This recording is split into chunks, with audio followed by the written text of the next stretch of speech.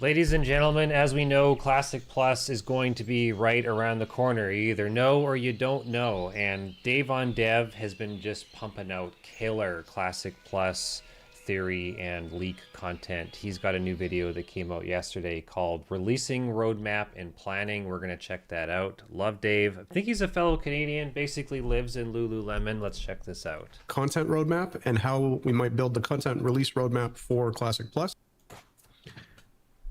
Hey everybody, welcome back. It's me, Dave, and this is Dave on Dev, and this is episode 6, something like that. There you go. We are trucking along. This is the episode series where I'm talking about how we might make Classic Plus, and I'm giving you my insights based on my developer experience. I've been making games for about 18 years. On today's episode, we're going to be looking at the content roadmap and how we might build the content release roadmap for Classic Plus. There's a lot of things that go into this, and I hope that you guys find this episode interesting. It's not going to be very heavy on speculation about what the features or systems might be for Classic Plus.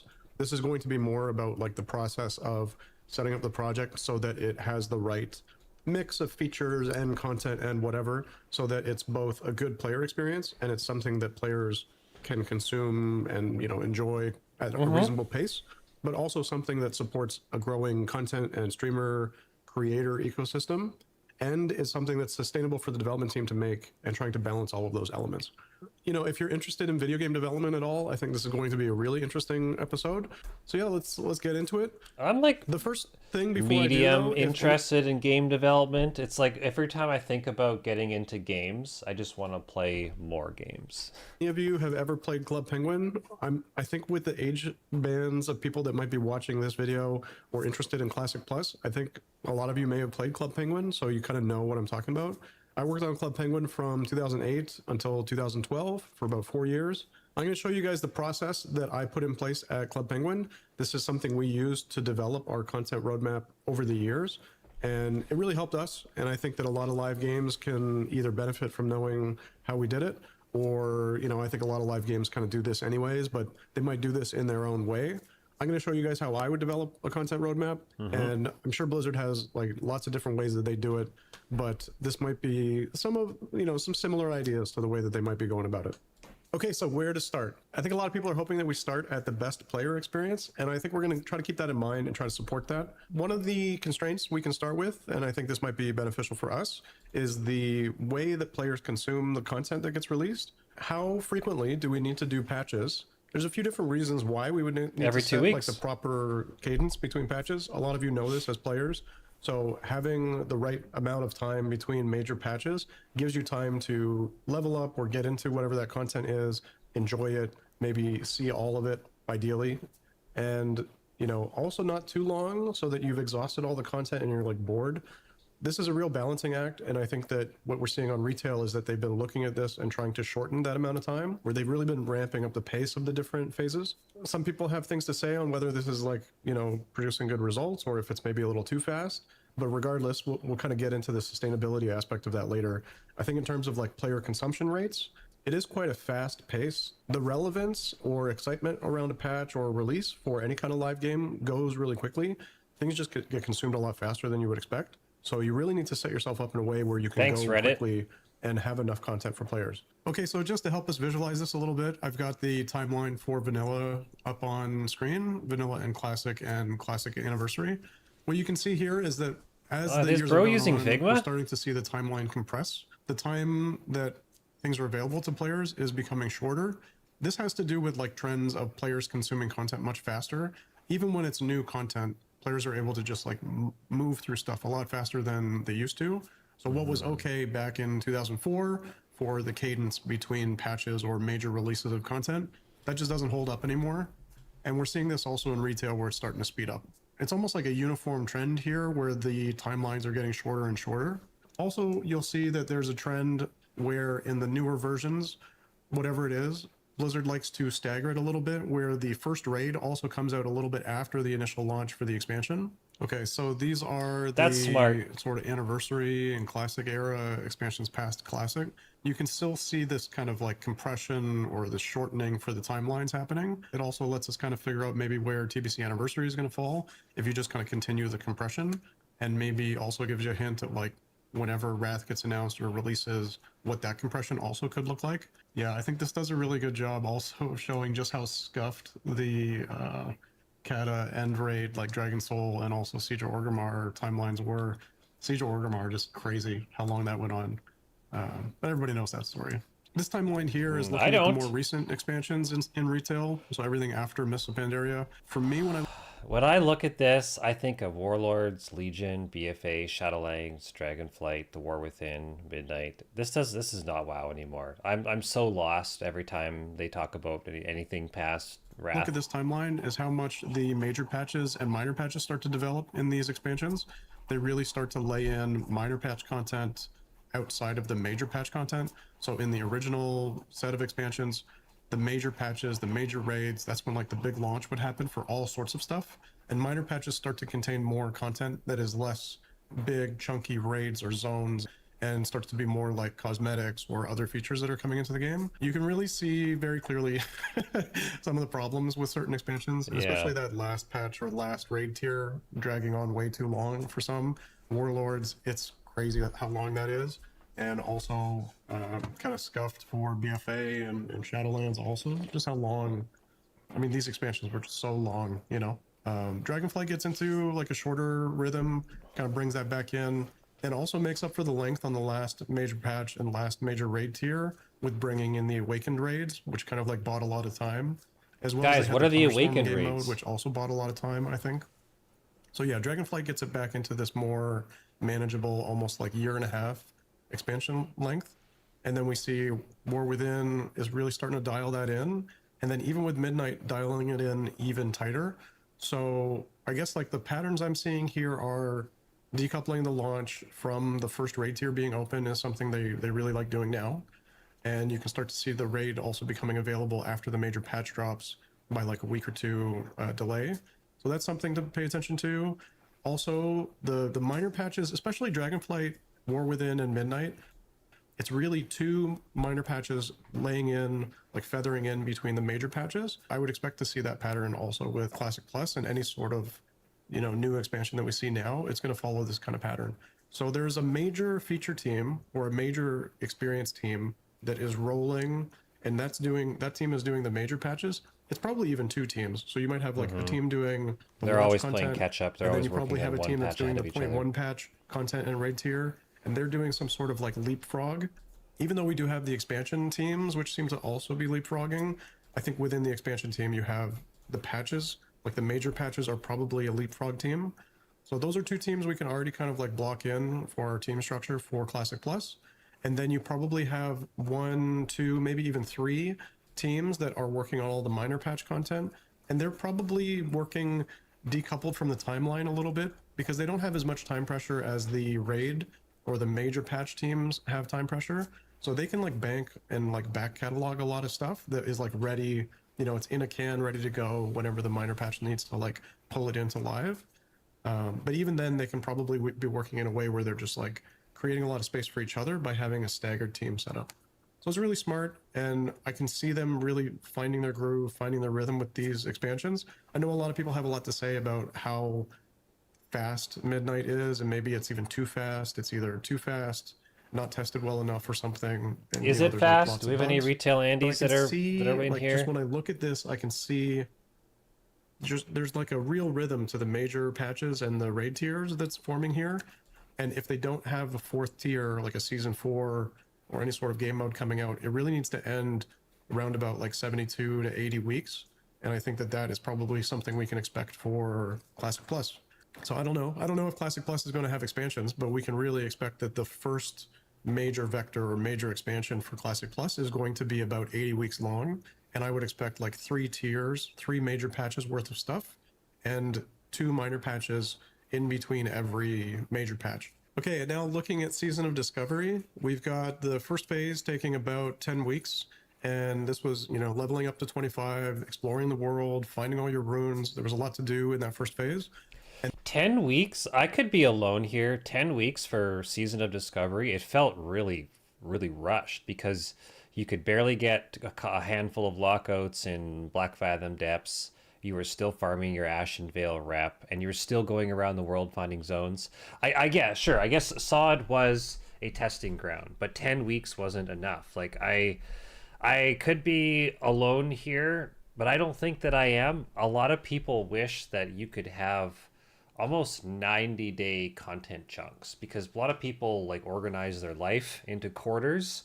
Blizzard obviously organizes their patches and their content into quarters. I think it makes sense to me. 10 weeks is way too rushed. And then getting into BFD and then raiding. It was interesting because they were on a 3-day lockout. The consumption of the content was a little bit faster. So if you had characters, you could like gear up a little bit faster and get more looks on a boss. Same with Nomer too. It was on the shorter lockout. Something to keep in mind in terms of like how long these phases are relative to how fast players could actually go through and consume the content. And then Sunken Temple, that phase 3, I think a lot of people kind of regard phase 3 as taking way too long. But then phase 4, they get back into Molten Core. You can level up to 60. They left about a week or two for the Molten Core raid after the launch. Also interesting because that kind of mirrors what we saw in retail about like, you know, having the content come out, but then the raid is staggered a little bit. Phase 5 BWL comes out day and day with the raid. And then we see for phase 6, there's a little bit of a delay for, you know, quests and stuff like that for AQ. Nax is staggered a little bit, and then Scarlet Enclave is maybe like a delay of a few days or something. But we're starting to see there's like this 10 to 12 week phase length that SOD proved. Just based on what I saw in my experience in my playthrough, I think 8 weeks is kind of this like real sweet spot when it comes to how long players sit on a phase and consume that content. But then again, we have to remember we're thinking about like if it's set in the world of Classic and there's only the new stuff coming with that patch, how long does it take for players to consume that release? If for some reason this is set in like a reimagined world or a prequel or just there's so much more new zones or new content, that 8 weeks actually might make more sense if it's like 10 or 12 weeks. Also for SOD, interestingly, a lot of these patches were just very focused on the raid and the raid tier. There was other content going on, but it released with the major patch and with the raid tier, which is very much like the old school style, as opposed to the more retail style, which is like, here's your major patch and raid tier, and then we're going to drop in 2 minor patches in between this and the next major patch. I mean, if we assume SOD is the closest to Classic Plus, we should really be thinking like, you know, it's going to fit something close to what SOD is doing. But that wildcard I'm mentioning about like what other additional content is coming out of the major patch may mean that the cadence is more like 10 weeks or 12 weeks. Okay, so why am I looking at the timelines like that, and why is that so important? Yeah, tell us, Dave. One of the things that we need to think about here is the release timing, or how long it is between major releases or when we do content updates, dictates how long the dev team actually has to spend on making it, depending on how we structure the team. And that's really this next major step for us, is trying to figure out what is our pattern, like how frequently are we coming out with content and releasing stuff, and then we're going to make a roadmap that matches that. We will have our own version of the release content map for Classic Plus based on some of these trends that we just saw there with retail, original Classic, anniversary, and now SOD as a touch point. Okay, so where do we go next from here? This is going to be a little bit of a tangent, and like I said, I know not everybody loves talking about content creators and streamers, but it's a big deal when it comes to having a live game. What are we talking about? We love talking about content feels creators and alive streamers. to the players, both in the game, but also like wherever you're consuming content, whether that's on YouTube or Twitch or whatever, you want to see that the game is alive and that there's like a bristling, jumping community, and there's lots of content creators that are attached to your game and making stuff about your game to support it. It's a symbiotic relationship content creators have with games. In some ways, you know, you can sidestep this relationship if you want by being more of like a variety streamer or having a content format that isn't tied to specifically the releases of the game. But for a lot of content creators, you know, you're either doing like a news cycle or a guide cycle, whatever it might be, whether it's like exploration or discovery elements. There's lots of things that you can make content about. But for a lot of content creators, it's tied directly to the content release schedule. So as a game, as both developers and publishers, you always have to be thinking about what amount of content are we coming out with and at what frequency, so that it supports content creators having enough to talk about. This is really what I'm trying to get to, right? We have to make sure that we have enough interesting things for content creators to make like videos and streams about. Otherwise, they're not going to play the game and not going to attach to our game. If you guys looked at any of the stuff that happened with Destiny 2, back when Destiny 2 came out, there were a lot of videos and articles about this. there just wasn't enough interesting content on a release cadence like this to allow content creators to make, 3-4 videos a week, or just have enough stuff to talk about with their audience that was unique enough or specific to them as a creator. The best reference I've ever heard to this is always, the only thing that you can make content about is either where's Xur this week or Doom on the company. And you don't want to get content creators Wait, into what a did he cycle say where all that? they're doing is this is always, the only thing that you can make content about is either where's Xur this week Where's Xur? I don't get it. or Doom on the company. And you don't want to get content creators into a cycle where all they're doing is covering the latest, patch every couple weeks or whatever, and then dooming on you.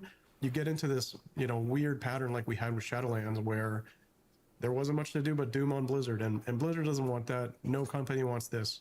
And the way that you solve that is by having more frequent content. I mean, this is really why you see such a big push for minor patches. You just need stuff to talk about for content creators. And depending on who you are, like if you're Hazel or if you're Soul So Breezy or, whoever, you can cover a lot of the stuff that's in these minor patches, and it relates directly to the kind of content that you cover on your channel. And you don't have to be like, well, it's it's been 3 or 4 months since the last major patch and we have nothing to talk about. So yeah, can you create the situation where your game is giving enough content to content creators to support them for, at least a weekly video, but maybe up to three videos a week? One of the coolest things about Season of Discovery That's an is interesting way of looking at it from a release of a game perspective, of making sure that creators have content about your game to make. That was something I struggled with New World a little bit. I didn't want to make, or I didn't want to get into the habit of making content that was always just complaining about the state of the game and the developers and the bugs. Obviously, New World is no longer in business and the game servers are shutting down, I think even very, very soon.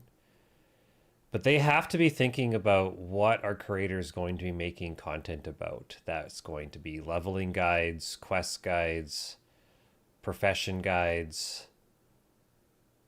Oh, you know what I just realized? With Classic Plus, Blizzard needs to have, they act for the success of the game. They actually need to have new content across the board. There's no way people are going to still make videos about the Hogger quest 20 years later, when people are making first aid guides and alchemy guides and things for enchanting and engineering. It has to be different now in 2026 than it was back in 2006. This is actually a problem right now when you're going to look at World of Warcraft guides, is that you don't know what's current today or what was uploaded, 18 years ago. Okay, the wheels are turning. We got to get a whole bunch of this content that out. some of the stuff that they brought in became like features and systems that generated a lot of content for content creators. Like, obviously there was a lot to do for streamers because you were with your audience, and if you kind of leaned into the discovery aspect, you were discovering stuff on screen with your audience, which is super cool. So yeah, I'm going to put something up on screen here, which is another reference to Club Penguin. So this is the content release roadmap I had for Club Penguin. This is actually the version that got leaked. Players loved seeing this when it got leaked, first of all. It's not often that you get to see what companies are planning this far in advance. And there was a big community in Club Penguin about finding leaks or finding secrets. We definitely played into the fact that we knew the community had seen this roadmap. We really played with the community expectations a little bit, knowing that they knew this was leaked and may be coming. So that was kind of fun. The reason it got leaked is because we had Guys, it on a that's big the audio wall issue in with the Dave. It's public not an area of the OBS. development team.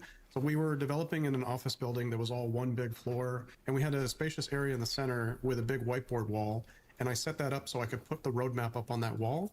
And every week we would have a big meeting where everybody on the team, like over 100 people, we could all come and just listen to the meeting as it happened, where for the most part, leadership and production and myself facilitating, we would come up with any sort of changes to the roadmap, looking ahead as far as a year. So this was a year's roadmap for Club Penguin, and all the writing on here is actually my handwriting. It's mostly why you can't read it, or some of it is really very hard to read. We use this in a lot of ways. We kind of wanted to make sure that we weren't just like doing everything all at once. We wanted to space out the different launches that we had. So we wanted to have like a really balanced roadmap or balanced portfolio of stuff that was happening every month. We also wanted to make sure that we didn't line up too many structural, big, heavyweight changes to the game. So you can see stuff like the iPhone build out or data center moves and all these other things. We wanted to make sure that they were staggered and didn't like impact each other, mostly because resourcing was hard. So some of the same resources that would work on one thing might be needed for the other. Also, you can see that almost every month there's a party. So parties are a really important type of content in Club Penguin. A party was something where we would take over a number. Okay, I have to see, what is this Club Penguin? Club Penguin game. Is this a Steam game? Club Penguin Wiki.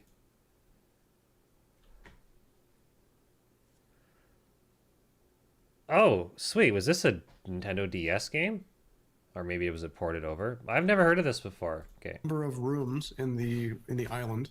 So in World of Warcraft terms, this would be like taking over a few zones or a few towns, and we would revamp that almost like there's the seasonal parties in World of Warcraft.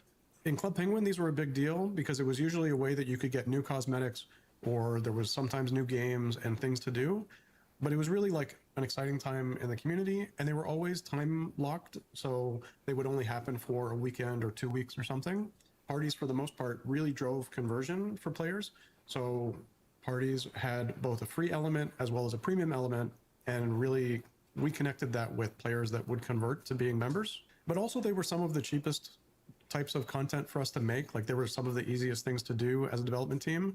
And whenever I'm looking at a live product, I always try to figure out like, okay, what is some of the content that players enjoy the most, but is also like easy for our team to make? Not easy because it's cheap or whatever. Easy could also mean, you know, we have a team that's really fast or efficient at it, or we have a tool set that helps us like do it really easily. Whatever it is, you kind of want to lean into being the best in the world at creating that one type of content that is the content that your players enjoy the most. That also, if you just make more of it, make more new content in that area, players are just going to love it and want that more. So I guess a big question coming out of that is, what is the party version of content or features or whatever for Classic Plus? So that's a question I'm trying to answer as I'm going through all of these exercises in these episodes, trying to look for what is the party, like, you know, for Club Penguin. Really, the game just could have survived if we just make better parties. And I think Classic Plus has something like that. Like Classic Plus will survive if every phase just has better raids, maybe zones, maybe discovery elements, maybe quests, whatever that is. And it might not just be one thing too, granted, but whatever that is for Classic Plus, we need to find that, and we need to make sure that part of the team is structured in a way where they can just keep that rolling off the conveyor belt. You know? Yes. You just need to keep pumping out whatever that is, make sure it's high quality and good. That's at the core of players staying attached to the game and why people would play the game in the first place. And I don't think it's just existing stuff. I think it really has to be new. The fact that Nomer had changes and BFD had changes and Sunken Temple had changes, however you feel about, you know, those things, whether you thought they were good or not, I can see the Season of Discovery team getting into a position where they're getting good at revamping old things into raids, into a compelling tier of content, and they're going to keep pumping that out and keep being stable and sustainable at exactly what that is. We haven't really seen a lot of zones, right? So like when I think about, you know, New Avalon's cool, Scarlet Enclave and all that, but they didn't really do like a lot of other zones. So either they feel confident that they didn't need to test coming out with new zones in Season of Discovery. That might even like give away what they're up to if they start showing us a lot of new zones and things. But maybe it's also because the team is just very settled and they kind of know what it takes to do a zone because they have all their learnings from retail or all of the expansions up till now, and they can really set up a team that is good at making zones and good at making new quests or new things to discover.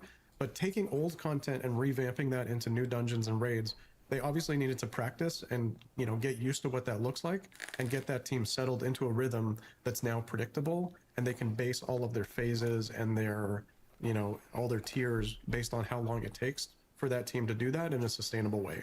This is a monster video. Sorry guys, I know there's a lot to take in this video, but I feel like we've been leading towards here the whole time. And again, you know, in terms of like things companies generally don't talk about when it comes to game development, I feel like I don't see people talking about like how you make a content. So when's it release coming roadmap. out, Dave? So I'm really trying to stuff a lot of ideas into this. Hopefully you guys appreciate that. Okay, so hopefully by now you guys understand what I've been trying to get to, right? We want to take content that's shaped in a way where it's creating a compelling and interesting like tier of content or patch of content that players will consume at a rate that kind of matches the amount of like content consumption rate that players are moving at, which seems to be between 8 to 12 weeks at the moment based on things that we're seeing in terms of trends with retail and patch cycles, as well as what we're seeing is what happened in SOD. So expansions or full-length, versions of the game are shortening to about a year and a half, and we are getting into some kind of cycle where we're going to see a new phase or some sort of minor patch every 8 weeks minimum. And then we want to make sure that we are supporting content creators, that they have enough to talk about. So the contents of that patch, of that phase, needs to have enough to support all the different types of content creators that are out there, whether it's guide writers, whether it's people that are like trying to get the new content down really quickly or discover secrets or whatever, or just anyone who's trying to make like new story or zone coverage content. We always want to make sure that we are creating enough in a patch to support anywhere from 1 to 3 videos a week for our different content creator types. And we also want to make sure that we are structuring the team in a way where we know what our parties are and what our high value content is, that if we just produce more of this, players will really appreciate that. And we are structuring the team to be able to do that and never miss those deadlines and just pump as much as we can into the game while doing this in a sustainable way that doesn't get us behind our schedule. Those are the really big ideas to keep in mind here. I think he's a lot right. of stuff so far this I video, hope so I'm he's going to right. break this into a second part. We're going to look at the team structure in the next video and then also do scoping for some of these phases and see Yes. what we would bring in for Classic Plus, make some decisions, and actually we can maybe draw a line in the sand of saying, like, given our budget, given our team size, given how we would structure things, this is actually maybe the point where we start to cut scope, and only the stuff that we put in above the line will actually make it into the game. So I'd love to do that exercise also in like the last video of this series. But for now, let's cut it here. I hope you guys really appreciated this and enjoyed it. I know it's very different, but this is like what goes into game development. This is like, between producers and game directors and all the leads on the team or directors on the team, this is the kind of stuff that we're looking at. It's trying to balance the offering of the product and the shape of it, and also the frequency of development and frequency of release to match up with our creator community, which is very important to the game feeling alive in social spaces, but also so that players are not getting bored and playing it at the rate that feels good to them. And it just all works together. We just want all of it to fit. So yeah, even though like I don't really know much about what's happening behind the scenes, I think when you start to see this, you can see that there's an obvious shape to solving this problem that, they've already been leaning towards already with retail and SOD. And now we can just kind of apply that to Classic Plus. Even though we don't exactly know what Classic Plus will be, we know that it will probably contain these kind of principles to development and sustaining a live product with content that's coming out frequently. Thanks again for watching. Hopefully see you guys in the next episode, and take care. Bye. That's what I like about Dave on Dev, is he seems to say the things that people have been thinking about with Classic Plus for years. And he can help put these thoughts together into like words that come out that make a little bit more sense because he's got all his, game development experience. Awesome. Okay. Played with me. He's got one more video that came out this morning I saw when I was making breakfast. I just want to refill my coffee, use the bathroom, and we will get this one going here.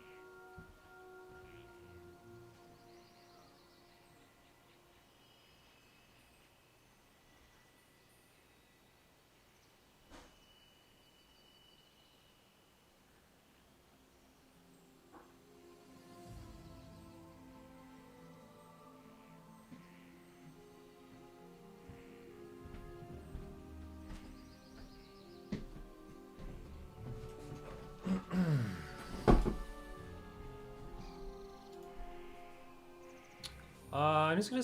Oh, my head. These are on. No, there we go. Day 3. I'm just gonna see. Did that actually work?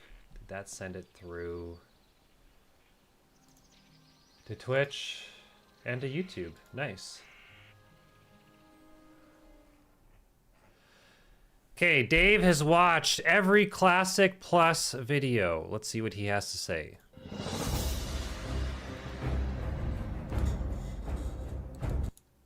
If it ends up being a bust, it's classic minus. Is anybody else a little nervous?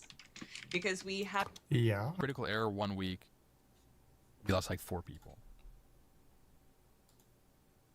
I'm actually just curious, did Dave go live and watch? No. I wonder how he got this video. Boom. Down. That sucks. As a hardcore raid leader,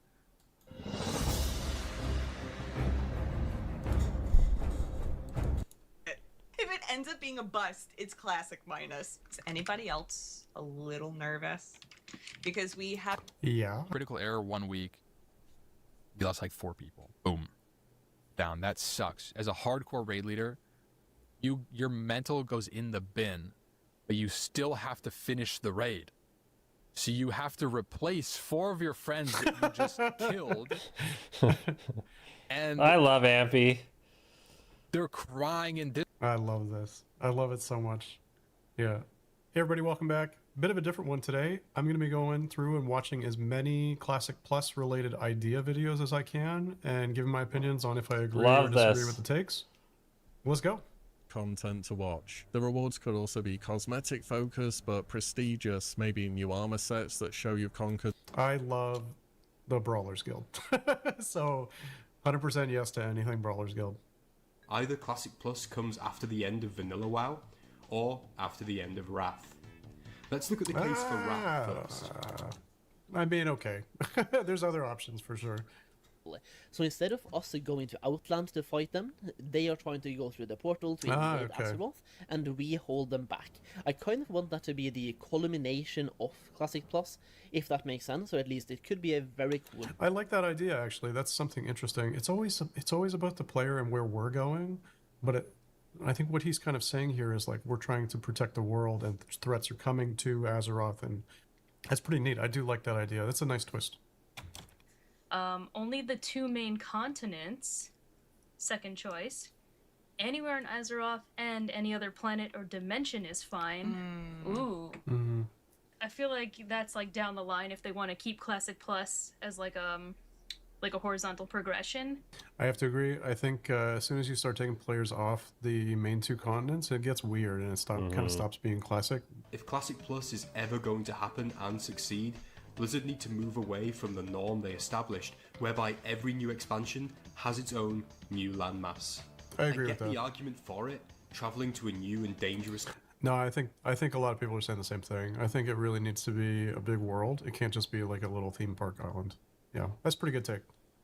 Oh wow. Classic WoW story. Doesn't really hit hard until Burning Crusade and then Wrath. Vanilla sets the stage for a lot of stuff that's like Uldaman, like with the dwarves and Uldaman and the Titans. You see some of that stuff that ends up being a thing way down the road.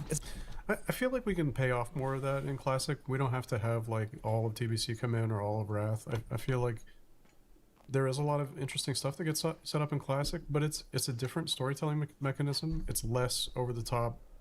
The stakes are less existential and less world level threats, and they're more sort of like, you know, neighborhood level threats or espionage. Yeah. Especially with like Onyxia and Blackwing Lair and stuff.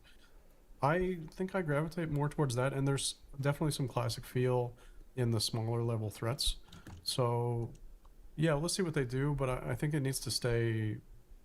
I don't know, the level of storytelling and conflict actually is quite specific. The Caverns of Time as a location is essentially properly built, and just so many cool instances and locations they could make a ginormous raid out of in the Caverns of Time. Now, yeah, I think people are going to be split on this, but there's definitely a lot of potential in terms of like bringing in any content you literally want from the canon through Caverns of Time. That's true. Like the Caverns of Time could be like well, as you said, a portal or a cannon to take you to any part in the Warcraft timeline to experience. Could you imagine taking your classic WoW character to a retail raid? Oh my goodness. And you do this through the Caverns of Time. They already have the development infrastructure of how all these new raids are designed. But going in to a modern retail raid with shadow priests and old warlocks and mages and rogues and warriors, oh my goodness, that would just be so insane. I cannot wait for Classic Plus.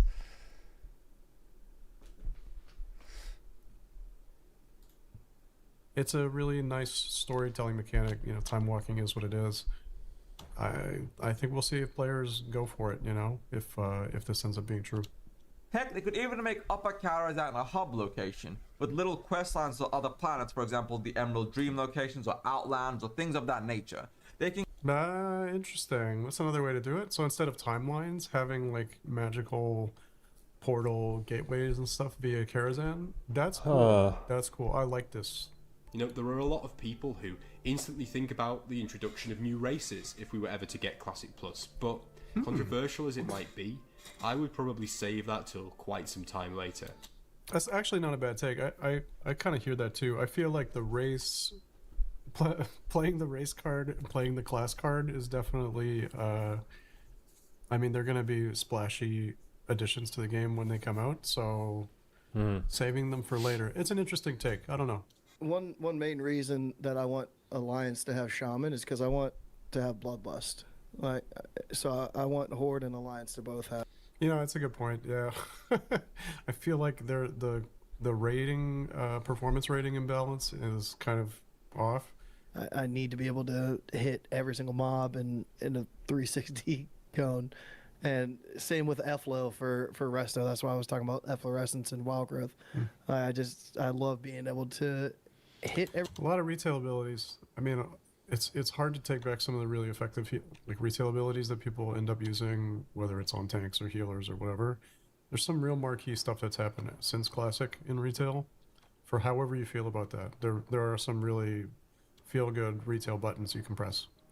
Environmental textures and stuff from retail, and they just copy pasted into Classic. Couldn't you see that being like a crash out, like waiting to happen? Like, if they're gonna make some changes, make it unique to Classic Plus, and yes, respectful to the source material, more like a remaster.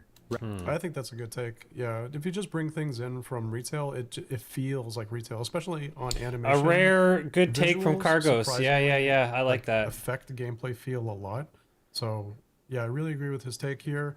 The other non-starters, you know, people feel really strongly about monetization as a whole. But I really like his take here on, you know, be careful with the graphics. I haven't heard anyone say that, and it's really smart. Yeah. World is the main character. Another huge one. Yeah, agree. I think this is actually a really good set he's got here, and it's very similar to the game pillars that we were putting together in one of the videos. Yeah, I like where his head's at. I think he really gets it. He's obviously like a really fundamentally like core classic player. These things just get stamped on your soul, you know. Respect the source material is a really great core philosophy. I like that. For us classic Andes, I genuinely believe that. It's like takes a big page out of RuneScape, and it fixes all of the problems that Blizzard has and also the problems that we have playing the game in the year of our Lord 2026 and beyond. It protects the players from themselves. I have to agree. I think that's a really good take. I know that his video here has a lot of like, no this, no that, no that, whatever. I do like that perspective. Some people think, you know, it's like a pessimistic take, but knowing what you don't want and what damages the feeling of classic is just as important as what you add. So I really like all these things he's listing. Having a self-found option really fixes a lot of problems when it comes to like economy. And in terms of like classic doesn't have like a stable economy, right? We've seen that. So having options here, it's not exactly full-on community servers, or maybe it is depending on your take on that, but I really like how he's saying, you know, you can kind of opt into the specific experience you want. But players then gave feedback and said this flexibility was a good thing. Yeah, I think flexibility is always a good thing, especially because like, yeah, it's just 40 people is a lot of people, but mandating that all the guilds scale down is also not as fun. Like if you can get 40 people or more, that's just hype, you know, like raiding in a really large raid has its own feeling and it's very hype. So keeping 40 raids I would really like to see them keep 40 raids somehow. Yeah. The last thing I'll mention on the topic of raiding is that the challenge for devs, regardless of what raid content we would see, would be in balancing accessibility with difficulty. I think... Yeah, I mean, 100%. Yeah. I think it lines up with the pillars, too, about being accessible and familiar. Of course, hard modes have significant drawbacks in that they really do split the player base. Some players, they really only enjoy parsing and competing for top damage. And splitting the player base 2 ways, or even 4 ways, it can really take a lot away from that. Yeah, fair enough. I think they're trying to find ways for the content consumption to slow down for some people, but also like be longer for... What is Josh Greenfield? We really want your progress through this content to be satisfying, and part of satisfaction comes from overcoming a challenge. It's tough to make content that has, in some form or another, been well known for truly years hard, but well-known content deserves a bit more friction. Like, yeah.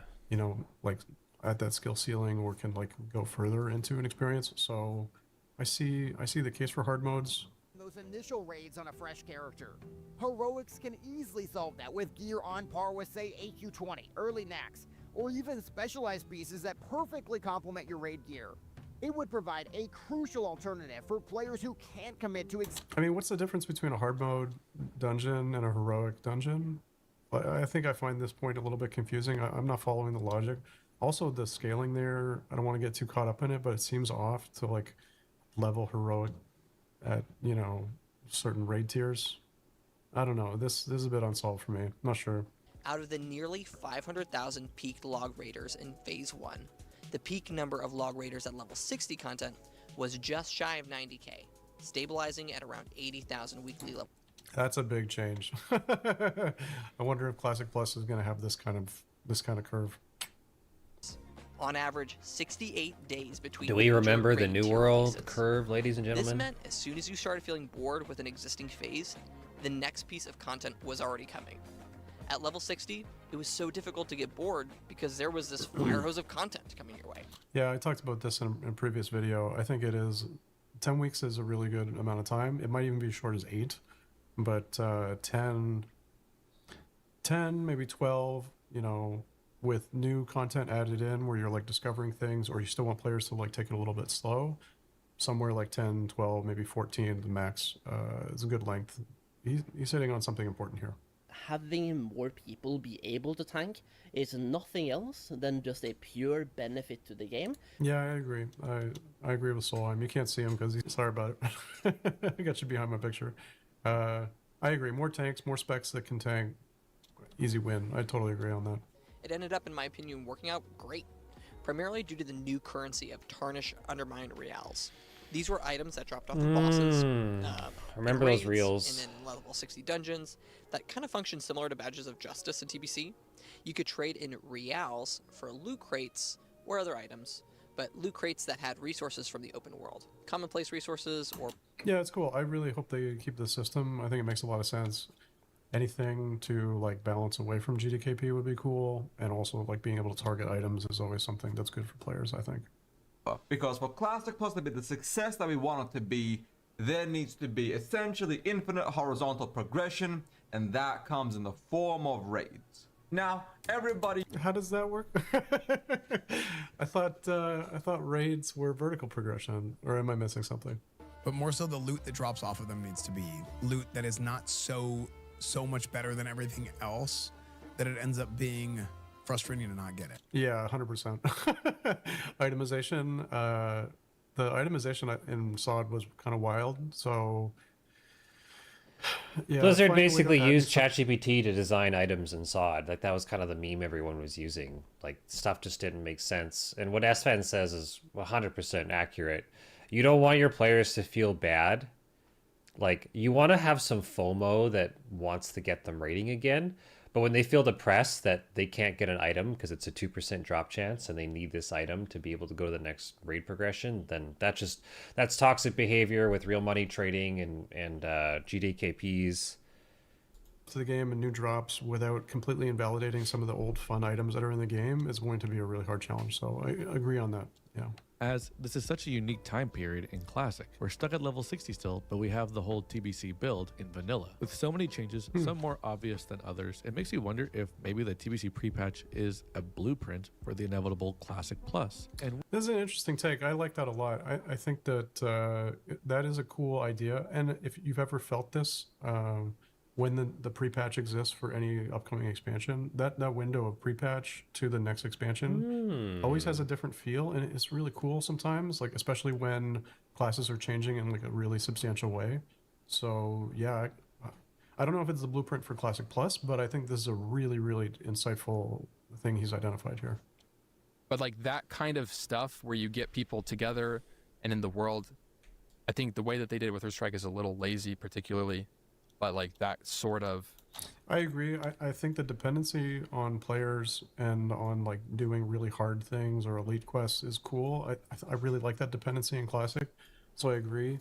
I do also agree that long grinds, yeah, especially if like there's going to be any sort of concept of like phases or more raids or more tiers that are coming out that are invalidating old grinds, that super feels bad. Like imagine grinding this for, you know, a couple weeks or something, finding people to do the elite quest, whatever, and then they announce, you know, in a week there's going to be a new phase that just completely invalidates what that spot was for that gear item.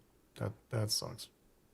I think that Classic Plus has to realize a few things with updates beyond just how do we make things more horizontally minded. First, we really need to unlearn how people had learned to play the game. We've had 20 years of optimization. Players know the fastest leveling routes, the best talent builds, the optimal raid compositions. If Classic Plus is adding more of the same, that will be optimized too, and we'll be back to raid logging within a few months. Second is, it should be understood this will be a long-term project. Hopefully, not just a season or something temporary and ephemeral. That is my really biggest worry. I don't want Classic Plus to be a 18-month another experiment with Blizzard, you know, another season of mastery.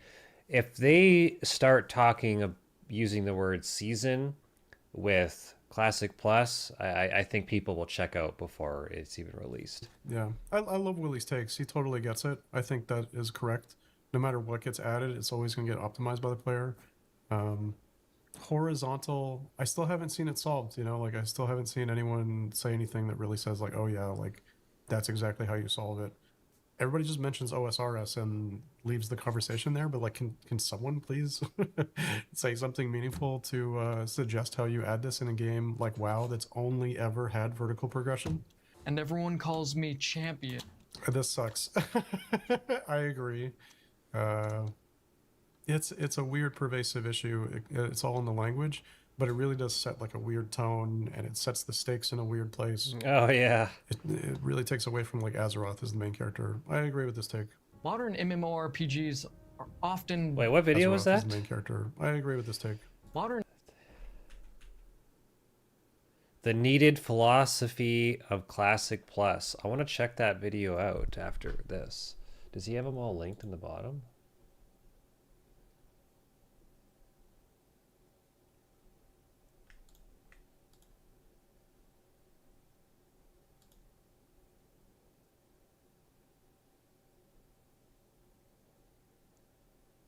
All right, well, I want to check out some of those. Okay. All in the language, but it really does set like a weird tone, and it sets the stakes in a weird place. It really takes away from like Azeroth as the main character. I agree with this take. Modern MMORPGs are often designed like content delivery systems. Queue up, consume rewards, move efficiently to the next objective. Convenience becomes the highest priority. Yeah, I agree. I think the friction, the journey, the traveling, the grind, whatever, the journey has to be as important as the destination, sometimes more. I think that's like the weird philosophy of raid logging, right? It's almost like having the goal or the journey to get the thing is more important or more valuable than actually attaining it in the end or not. So yeah, the way that they design a way with quality of life and travel and fast travel or ports and stuff into the more modern MMOs really affects the feel that makes it feel anywhere remotely close to Classic. Launch given a finite amount of developer resources Should more effort be put into creating entirely new dungeons or improving the old dungeons? Given a finite amount of developer resources, I don't think the old dungeons are so bad that if you had to pick one, I think it is important to sprinkle some new stuff there. But if you had to pick one, you should add some new dungeons. Ideally, they should do this. Try to balance between the two by making new ones and fix the extra bad. I don't know. I think what Sod showed is that the dungeon content is interesting, but a lot of people gravitate towards raids. If we see phases the way that we've seen them in SOD, I feel like there's going to be more of an emphasis on the tier. Like a phase looks like a raid tier in a lot of ways. It doesn't look like a dungeon tier. So I don't know. I feel like any time spent on dungeons from a development standpoint, if you're not like turning that into some sort of extended dungeon or heroic modes or extra modes, or it just has like extra challenges, or it's a raid, that just feels like it's not going to call to players in the same way. Like it will be nice level up content, but it won't feel like a tier that is like mandatory that you'll go to, which I don't know, that fights against the fact of having finite resources. So I don't think I agreed on this one. Now, Jedi Warlock goes into great detail about this in an amazing video, and he's an amazing content creator who you should follow, and I'll put a link to his video about this in the description below. But prior to patch 2.3, if you quested in Dustwallow Marsh, you'd find two major cliffhangers in the Shady Rest Inn story and the Missing Diplomat. But along with finally finishing those storylines, Blizzard also gave a total of over 50 quests added to that zone, along with a new... I think this is really cool. I think this is one of the ways that you can do Classic Plus, is like finishing timelines, finishing storylines, adding more quests like around a hub. It's a really nice way to like build on what's already there in the world. But the ambiance, the music, the architecture, the colors, the lore, everything about Eversong Woods and the Ghostlands, it's just a perfect MMORPG experience. I have to agree. I really like those zones too. I think like I haven't felt anything since vanilla that felt really, perfectly packaged in that kind of way, like Duskwood or Westfall or something like that. Eversong, Ghostlands, totally agree. Great take. Yeah. From my perspective, and that of many other players, this is exactly the approach that would align well with expectations for Classic Plus. Okay, watching the actual video, yeah, for sure. He's got it right on the nose. I totally agree with everything here. And Dustwallow Marsh is a really good blueprint for this. Now, the Dragon Isles as a location, as a raid, is kind of hard to do properly, but it is something that they really should finish eventually at some point in time. I agree, but I wouldn't do this early, and I feel like the Dragon Isles. I feel like dragons, where those are in general, exist on like a lore level or a story level or even like a threat level that's very high in the stratosphere. So even though you fight a lot of dragons, and there's like a lot of dragon conflict in Classic, if you start to go to like an all dragon place where you bring in Dragon Isles and all these things, I think it maybe speeds up the sort of escalation of conflict and the escalation of storytelling. I don't know, maybe that's a little bit too cerebral, but I feel like you can't like jump to that too soon. There's other locations that don't include dragons that are also interesting that we could do first instead of jumping to the Dragon Isles. Part of Classic's appeal was some shorter, easier content. ZG, AQ20, Onyxia, world bosses, the green dragons, things of that nature. That's what made Vanilla's world feel so exciting, was that... I mean, for anyone who could do them, not everybody could even do world bosses because they tend to get locked out or camped or, Not everything was a 6-12 hour experience and instance. Some things were short and fun, and that's what they should do with Uldum. Now, again... So Uldum, less epic, more shorter content. I think that's a good take. I could definitely see that. I think because it's Uldum, I think a lot of people are expecting something really majestic. It would be nice if Uldum was like mysterious and slowly dripped out, maybe over a few different phases. I think that'd be cool. So maybe I agree on small, but like lots of small, Now, it was meant to be a Harpy dungeon tying into the old Talon Queen. Yeah. That's pretty cool. I like that space. I mean, even just not being a dungeon and an open world like cave, it's way I remember different this than you think place. it is and way bigger, and there's some crazy mobs down there. So it's a fun experience. I could definitely see that getting turned into something larger. That'd be cool. And just generally, I agree with the take. I think there needs to be like more dungeon content, whether it's like open world spaces that like feel like a dungeon or instance content. And I think they should take this location and expand it and add it to the Caverns of Time within Classic Plus. They can be one of the first custom-made dungeons that are built into the Caverns of Time that is an interesting location and deep dive for us to play a base. Yeah, I think Anderhall's cool. Even though it's like not fully realized in the classic world, if the first time you ever discover it, it's like, what is going on here? Or even like a raid. I could see it being a raid. Gilneas, dungeon, raid, and being forgotten about. So I don't know what they're going to do with Gilneas, but I don't know. I'm pretty sure it's not going to be a dungeon or a raid. It feels like it's going to be more like an actual zone. There's a lot of storytelling with characters you could do there. Where's Gilneas? I gotta look at this quick.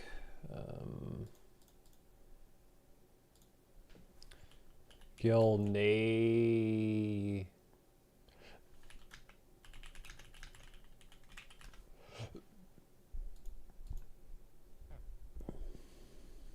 Show us on the map.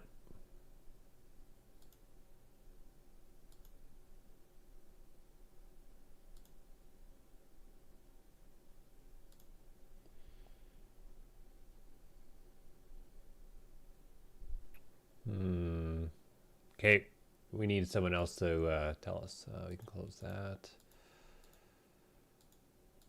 As opposed to just turn it into like specifically a zone where you go to kill things. And Tim. What the heck just happened?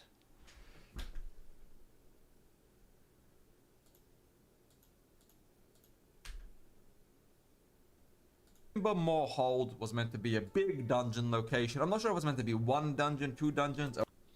Timbermoorhold's a really cool space. Again, I'm not sure if they're going to change it to be like a challenge space, or just like a storytelling space, or some sort of like quest hub or something. But it's a really fun. It's a fun location, and I think a lot of people like furbolgs, especially like turning into a furbolg. Dark irons of some other kind, and some people say to old gods or deeper into the ground, connecting all the way down to some old forgotten old god. Wouldn't you love more BRD content? I want 3 I mean, if Black Classic Rock Plus Depths. was just like, okay, we've added 7 levels to BRD and you can just like keep going and they're all the same size as BRD, I'd play that game. Welcome to Stormwind, and welcome to the Stormwind Vault. No. You see the big boat that Van Cleef is on, and you've done this whole quest chain leading up to Dead Mines where you're learning about the Defias and Van Cleef, and like that's so cool. It's incredible. Yeah, Shadowfang, it's directly tied to the story and the lore of like the Worgans and Gilneas, and you go in and it's dark and it's very medieval type gothic look. Oh man, some of those early quests and dungeons are just like so iconic. Oh. I really want to see more of that. I agree with what he's saying here. Yeah. Okay. I would like to see the addition of Hyjal as a max level zone. This would be the first new area added in Classic Plus, and I think that it would be perfect. Can you imagine how fun it would be to uncover what happened after the end of Warcraft 3 here? I can see a story themed around the... It's interesting that it's interesting setting like past exploration at the end of Classic. It's like we're just totally wrapped up in this idea that like it can't leave the timeline. But it has to leave the timeline. Hyjal would be awesome. There's no way you don't do something interesting with Karazhan at some point, maybe involving the crypts, possibly expand the Scarlet Crusade, or maybe even go somewhere like This is from a couple of years ago. That's actually right on point. I wonder if he looked back and he's like, yeah, called it.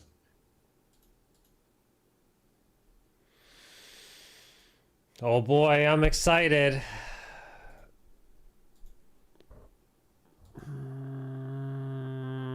So Jordy just uploaded this video. He was at least one of the head people behind the Classic Plus survey website. Let's check this out. Hey guys, I'm Jordy, and oh boy, do we have a lot to talk about.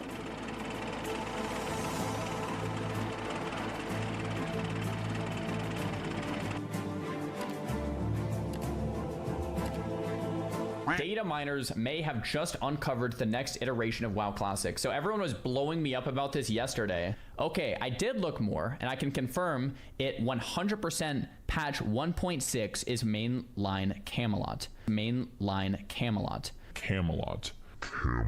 Officially unofficial, Camelot is a name for Classic Plus, and well, some people have taken to flexing their, let's call them, creative writing skills. Fuck me. Classic Plus / Camelot is an alternate timeline bronze dragonflight thingamajig. That it releasing in Q4 2026 is almost a guarantee. The latest, and I say this with almost abject confidence, is Q1 2027. Classic Plus is here. And how can I prove that? With this folder of top secret documents right here. Should we trust him, your neutralness? All I know is my gut says maybe. On second thoughts, let's not go to Camelot. It is a silly place. Right. Alright, so there have been some fun developments, but ultimately, nothing has changed. We're 3 weeks from BlizzCon, and a likely announcement and any leaks are unconfirmed except a possible slate of releases, which I've linked below, which shows some real evidence of being true. But a lot has changed in regards to the ideas that you all have submitted to the site. Ideas that I hope Blizzard has been looking at for at least confirmation that they're headed in the right direction. Now, real quick, before we get into it, I want to mention Wowhead and my friends Jordy and Rencognito are launching a podcast all about Classic Plus that will cover whatever it is Blizzard are cooking for years to come. Our first guest is GBay99, who has an incredible series on YouTube. I highly recommend it. But we'll be talking with him about the new player experience, the early game, and what exactly he thinks Classic Plus should improve on with fresh eyes. Here's a quick peek.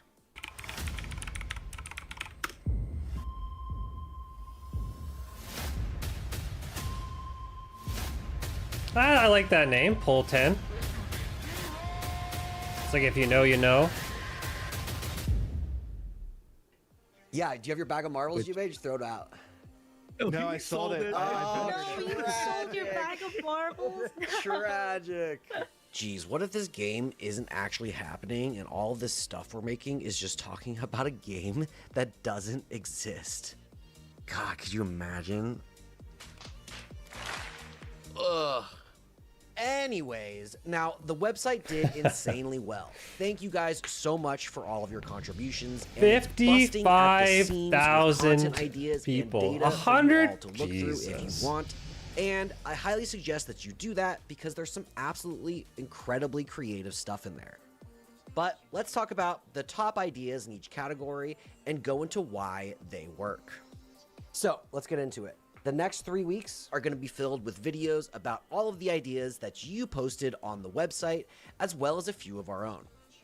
Classic Plus, Camelot, whatever you want to call it, will absolutely feature some new dungeons. There's a ton of obvious additions just waiting for attention and a few you might not have heard of. And if Blizzard is working as hard as I hope they are, dungeons will be a big feature that they'll focus on for launch. Now, first up, Old Ironforge. Now, there's a few submissions with this idea, and Only and I had a similar one, so we're going to mash them all together. And we think it might look a little something like this.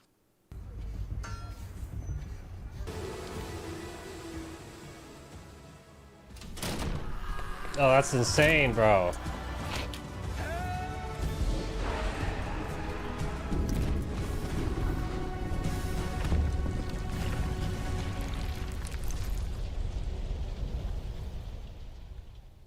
Dude! So, we always thought it was a weird quirk that Horde got a super low-level dungeon in Ragefire Chasm, and the Alliance didn't. Although, they did get stockades, but by then, there are a fair number of dungeons in that leveling range, so Old Ironforge could fit the bill here as an equivalent low-level dungeon. Now, the natural enemy of the dwarves are the Trogs, which could work, but it's also what fills RFC and would be kind of bland to copy that. Alternatively, what if the Dark Iron Dwarves, which we get introduced first in Loch Modan and one corner of Dun Morogh that most miss, but this lets us learn a bit more about them early. In this scenario, Yeah, I think that's a they great tunneled idea. into Old Ironforge in an attempt to invade it from below and take the city for themselves. And of course, this place is already in the game, accessible with some fancy footwork, and it could end with a final battle up by the airport, tying all of the inaccessible areas around Ironforge together nicely. Okay, next up for possible dungeons, the Jadenar Shadow Den. Okay. Now, there's a lot of areas around the world that are kind of like these, but this one was originally planned to be a dungeon, but ended up more of an open world subterranean complex that really feels like it has a lot of unrealized potential. Now, while it does feature a few quests ending with the slaying of Shadow Lord Feldan and his friends, there's so much opportunity here to build out a great dungeon featuring the Burning Legion and its attempt to get a stronger foothold on Azeroth without having to visit Outland. Blizzard did a great job in Season of Discovery with Demonfall Canyon, and I'm sure this area would be perfect for a glow-up of the same caliber. Oh, All yeah, right, good following point, up good on point, this, good point. we've got the Stormwind Sewers. So, we've all seen the absolutely adorable sewer beast hanging out in the canals of Stormwind that you've definitely never pulled by accident and died to. It's hardcore Andes. Yeah, get him, get him. Yeah. Oh, oh!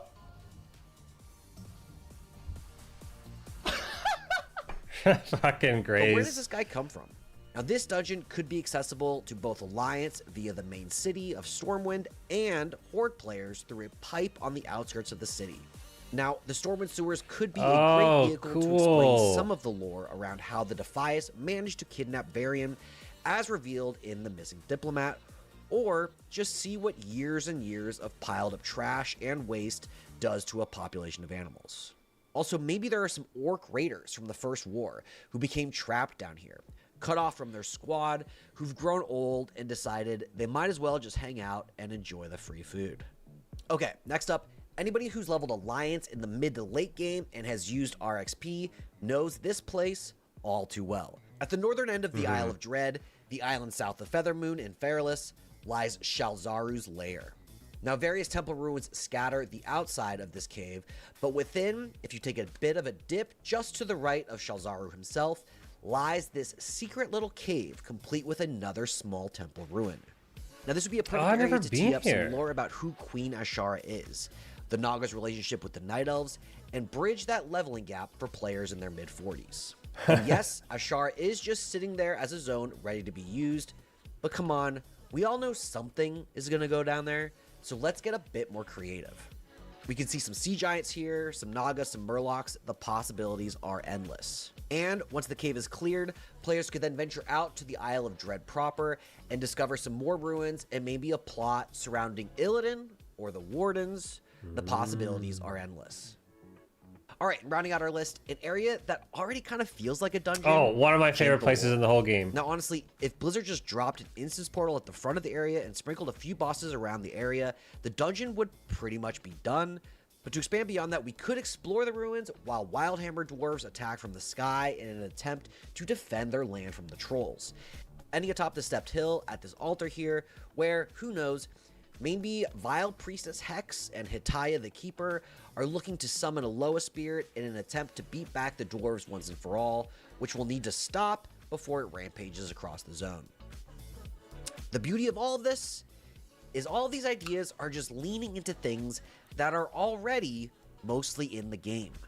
There are so many little areas of interest around Azeroth that are ripe for expansion, and here's hoping Classic Plus nails it.